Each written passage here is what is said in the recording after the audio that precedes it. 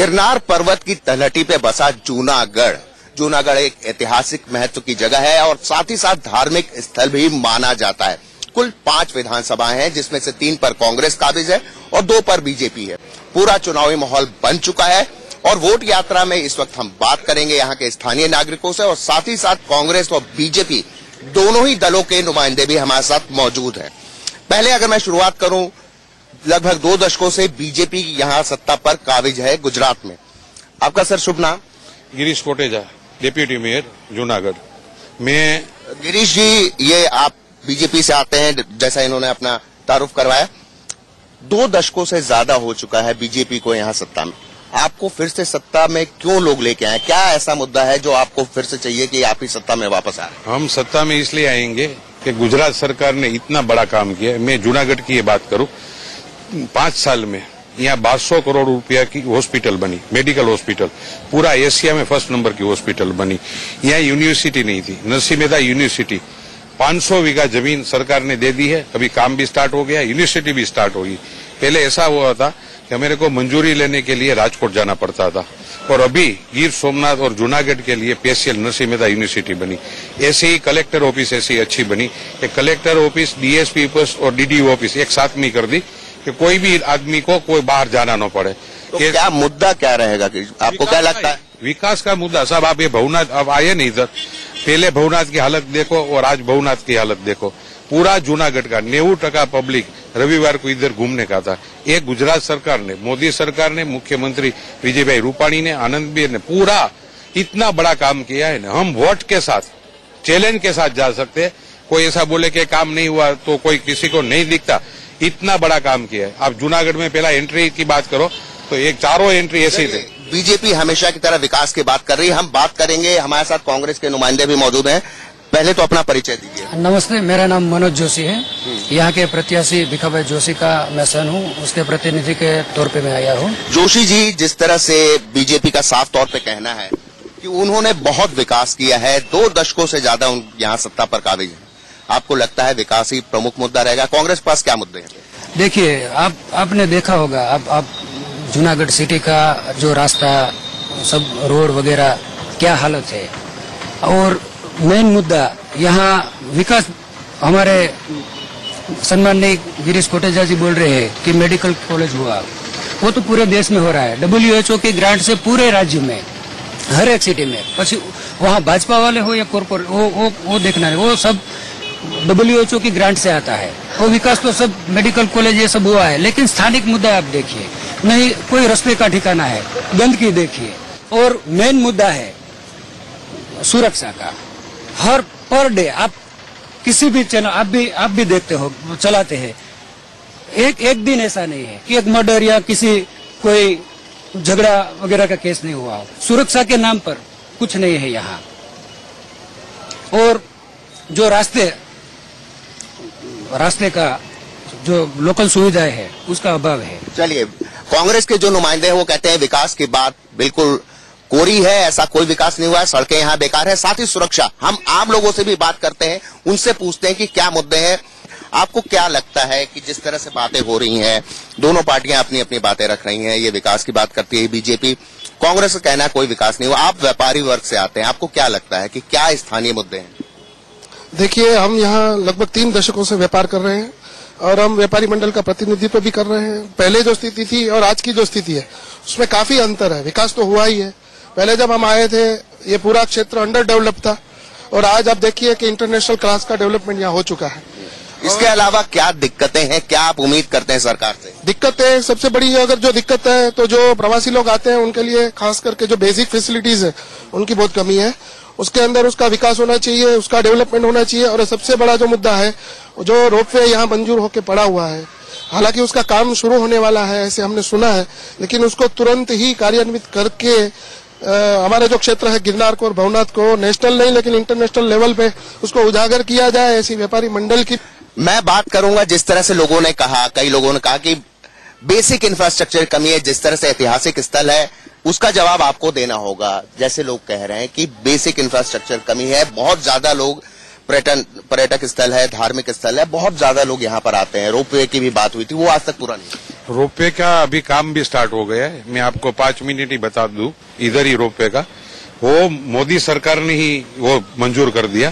पहले क्या था कि पर्यावरण के नाम पे किसी ने सुप्रीम कोर्ट में अर्जी की, बाद में उसकी कमेटी लगाई, और जब इतना प्रश्न हुआ कि इधर गिद्ध रहते हैं गिन्नार पे, तो गिद्ध को कोई तकलीफ होगी, मोदी साहब के पास हम मुख्यमंत्री को लेकर गए और साहब ने पूरा सब ऑफिसर को बुलाया कि गिन्नार रोपेगा। अभी काम स्टार्ट हो गया है।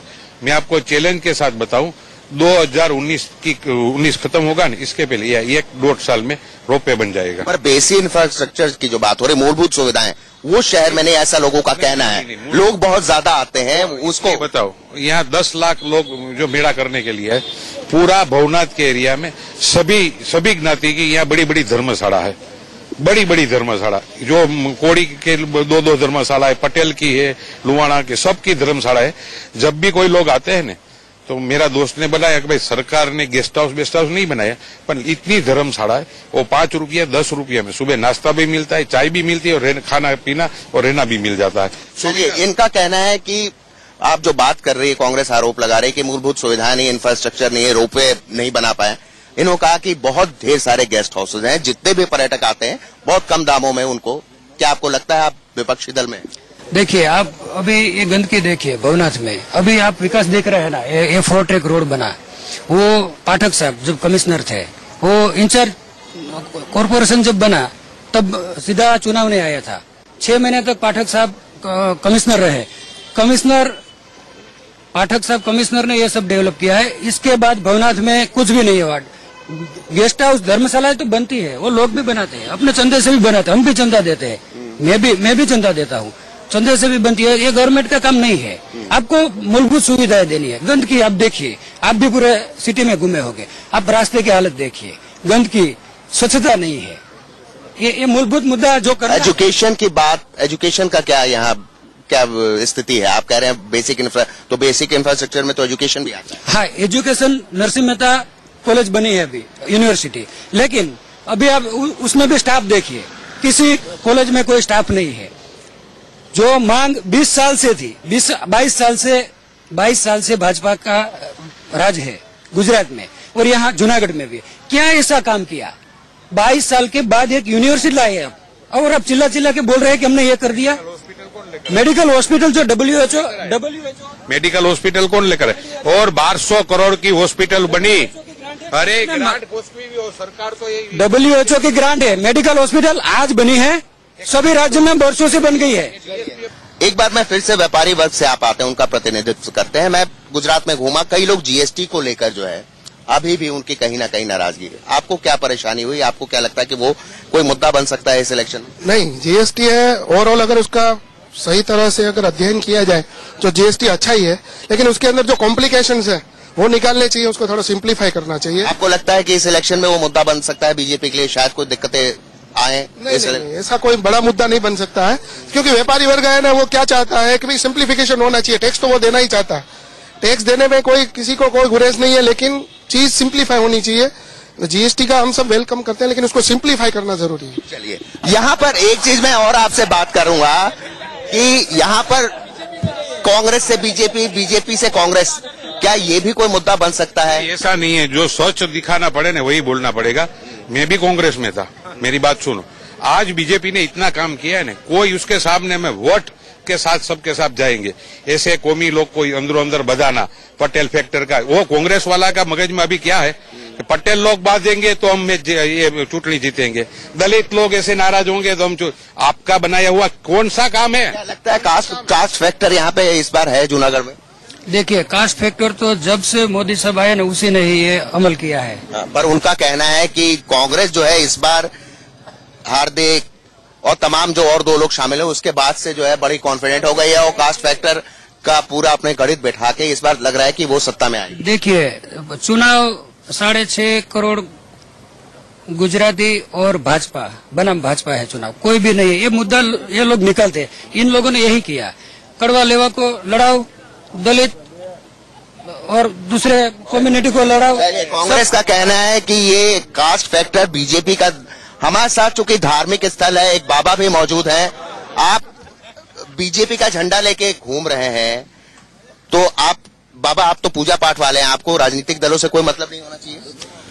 मेरे को राजनीतिक दल से मतलब भी है, क्योंकि मेरा प्रधानमंत्री है देश में से, और मैं कमल सरकार हूँ।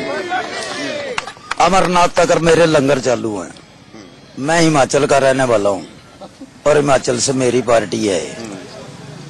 चलिए, हिमाचल और गुजरात में इलेक्शन तो एक साथ हुआ था, लेकिन हिमाचल में इलेक्शन खत्म हो चुका है।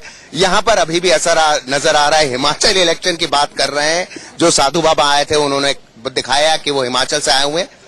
मैं जूनागढ़ की एक ऐतिहासिक बात और बताता हूं कि जूनागढ़ जब बंटवारा हुआ था तो पाकिस्तान में जाने के लिए इच्छुक नजर आते थे यहाँ के नवाब। उस वक्त पहली दफा यहाँ रेफरेंडम हुआ था, जिसमें आम जनता ने यह तय किया कि वो पाकिस्तान नहीं जाएगी, यानी नवाब के साथ नहीं जाएगी।